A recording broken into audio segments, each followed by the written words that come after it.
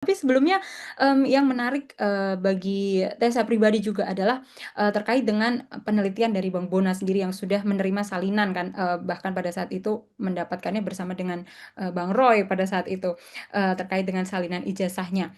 Lalu, dari penelitian Bang Bona sendiri, apakah ada perbedaan, yang ditemukan atau bahkan mungkin ada temuan-temuan baru yang ditemukan oleh Bang Bona, pada akhirnya yang membuat Bang Bona ingin menggali ini ternyata bisa lebih jauh lagi?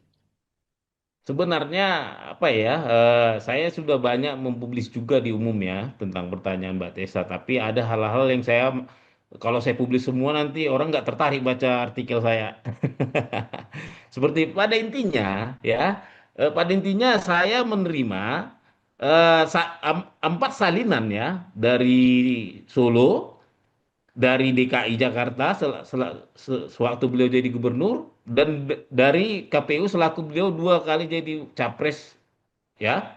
Jadi saya menerima ini, dan semuanya ada perbedaan pada umumnya berbeda di apa, di stempelnya, di apa, legislasinya, karena tanggalnya berbeda dan warnanya. Seperti itu. Nah, ternyata ini kan tadi seperti saya bilang, ini saya harus ceritakan juga nih, Mbak, bahwa tim RRT dan saya sama, dalam penelitian saya itu hipotesis. Hipotesis saya bahwa ijazah itu tidak ada. Nah, tapi kalau tim RRT tahu ya, Roy Suryo, Rismond, dan Dr. Tifa, mereka itu sudah bukan hipotesis lagi, tapi mereka sudah tesis. Tesis mereka itu ijazah tidak asli atau antitesis dari ijazah asli yang selama selama dulu digaung-gaungkan orang. Jadi urutannya begini, awalnya publik itu penganut tesis ijazah asli. Begitu datang Bambang Tri dan Rosuryo RRT, mulai bermunculan antitesis ijazah asli. Datang saya ada hipotesa, saya berhipotesa ijazah tidak ada. Kenapa? Bagi saya kan pendekatannya publik ya. Dari sisi publik, karena Bang Roy tadi Bang Roy itu bergerak dari private domain. Sehingga mereka itu selalu bicara ijazah keluaran dari UGM. Mereka bicara KKN-nya. Mereka bicara kawan-kawan kuliahnya. Sementara saya kan tidak, saya berbicara KPUD, Pemprov, Kearsipan Solo, Kearsipan Jakarta, ANDRI. Nah, saya selalu bicara lembaga publik. Jadi, walaupun saya mau juga meminta dokumen ini ke Jogja, ke UGM, tapi itu hanya sebagai pelengkap saja, bukan itu objek penelitian saya sebenarnya. Seperti itu. Iya, hipotesisnya tadi ijazahnya tidak ada, Tidak ada. Bang Iya, Bona. Dasarnya apa, iya. Bang? Jadi saya ada kesaksian dari acara TV sebelah juga itu tahun 2019. Ketika itu acara itu menghadirkan ketua ex komisioner KPU dan pelaku pembuatan ijazah palsu di Pramuka.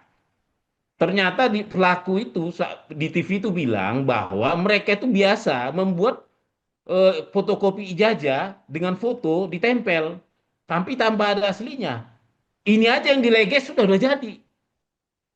Nah, begitu nanti misalnya KPU minta, KPU ada yang mau legalisir, dia tinggal hubungin aja pihak sekolah, bilang aja ada. Jadi sehingga lulus verifikasi. Begitu leges, benar nggak? Ini ijazah nomor segini, siswa bapak, mahasiswa bapak. Benar, benar nggak dileges? Benar, seperti itu. Inilah berangkat dari sinilah saya berhipotesa bahwa bisa jadi ini terjadi lagi di sini. Kenapa? Memang tidak ada yang memverifikasi, klarifikasi ijazah asli terhadap fotokopi.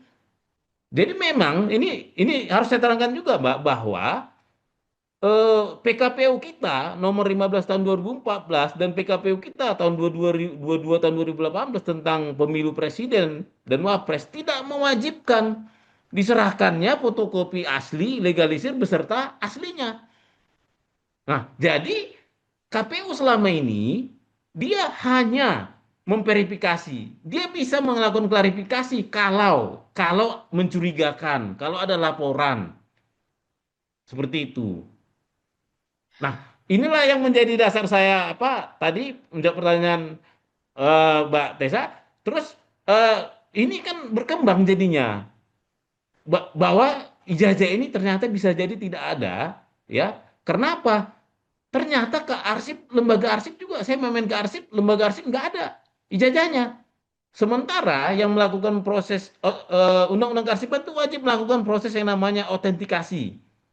Ketika KPU menyerahkan ijazah ini ke Andri, maka lembaga Andri itu wajib melakukan proses autentikasi, yaitu mencocokkan antara asli dan fotokopi. Nah, uniknya lagi, Andri itu tidak mau menerima barang yang tidak otentik.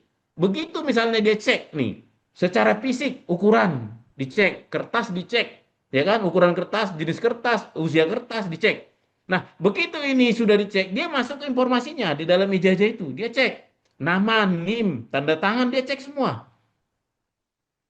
Ini yang saya bilang bahwa banyak yang gagal di sini. Tapi sayangnya ya Andri tidak pernah melakukan ini karena memang tidak ada masuk barang ijazah ini, Mbak.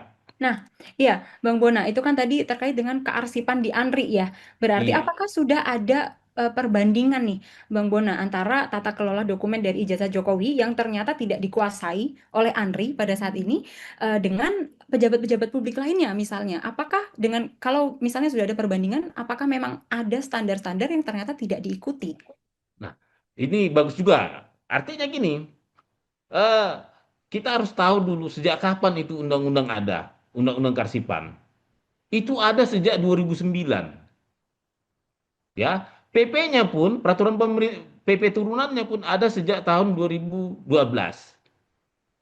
Artinya eh, implementasi Undang-Undang Karsipan ini agak lambat.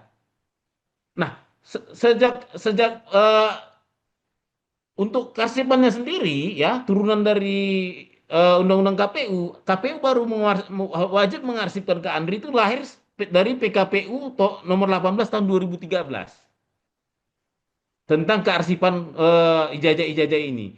Artinya presiden yang sudah kena peraturan ini adalah presiden yang tahun 2014.